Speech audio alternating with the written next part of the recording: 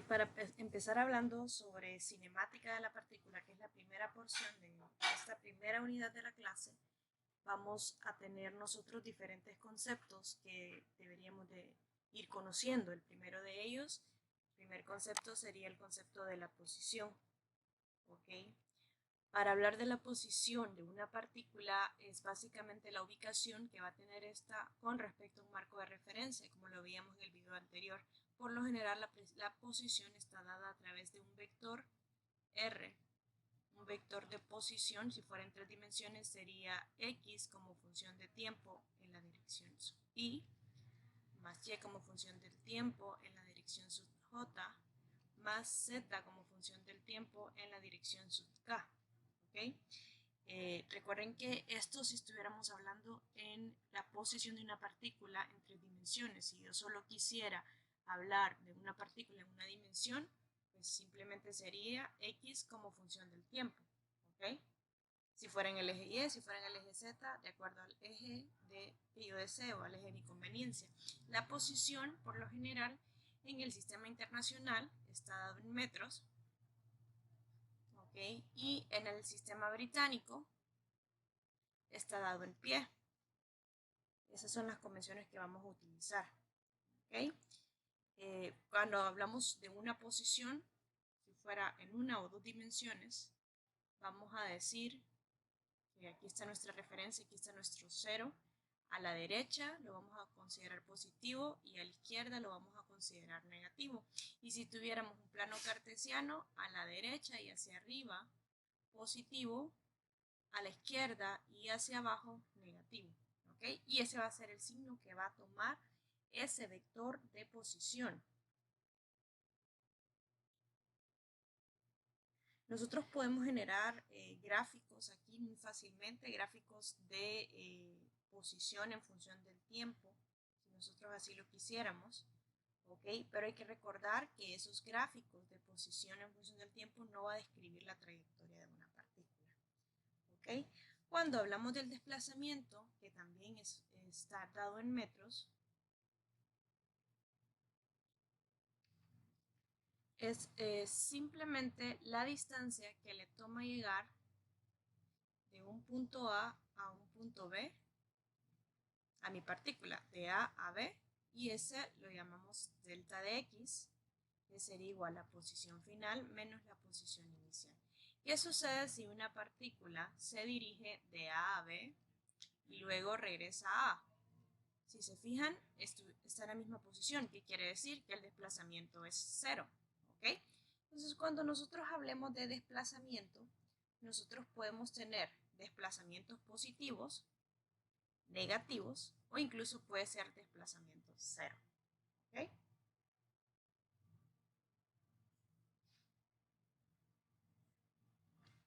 Otro concepto interesante es el concepto de velocidad promedio. Cuando nosotros hablamos de un promedio es simplemente sacar una media de todos los valores que se encuentren. La velocidad promedio lo vamos a definir como una V y una barra encima. Va a ser simplemente el desplazamiento entre el cambio en el tiempo. Si se fijan, según la estructura que tiene esto, en las unidades de la velocidad serían metros sobre segundos en un sistema y pie sobre segundo en el otro sistema. Esa es la velocidad promedio. El promedio de trasladarse de San Pedro Sula a Puerto Cortés es 60 kilómetros por hora. Pero a la velocidad promedio, aquí velocidad promedio, no le interesa lo que hay en el camino. No le interesa si usted tuvo que pasar por un peaje, si usted se tuvo que detener, simplemente le interesa el valor promedio. Vamos a ver más adelante por qué se vuelve importante y por qué lo estamos estudiando ahora mismo. Si se fijan, si nosotros hacemos un gráfico de posición en función del tiempo y nosotros graficamos eso,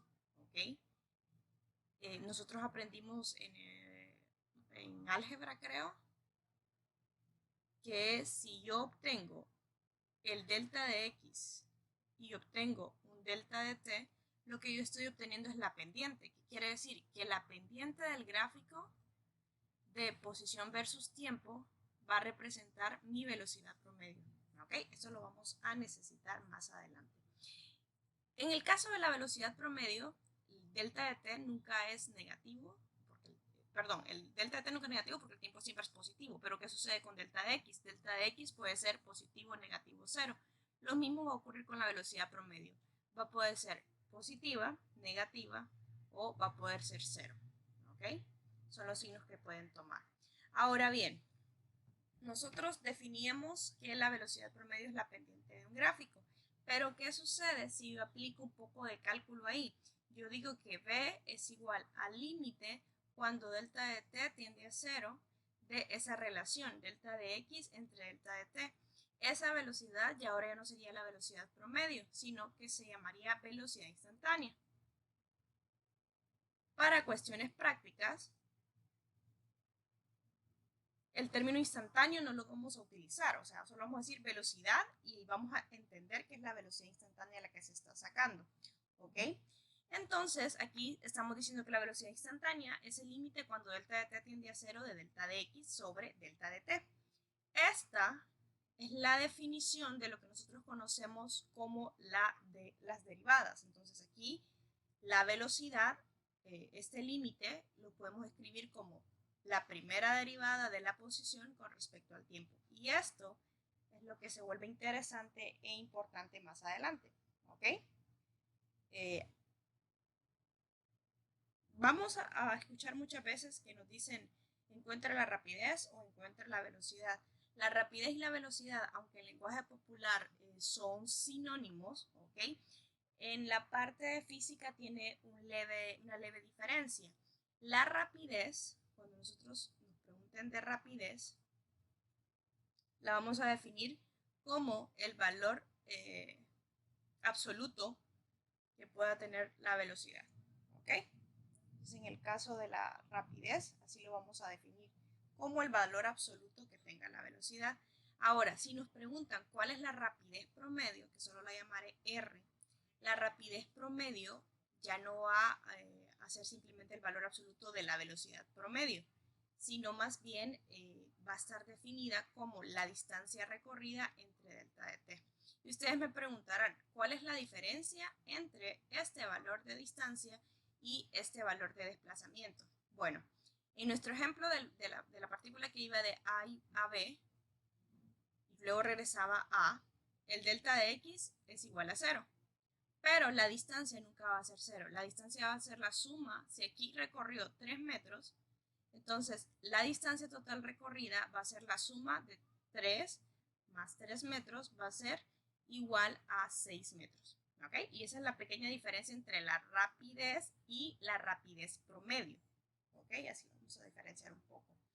Hay otro concepto interesante y es el concepto de aceleración.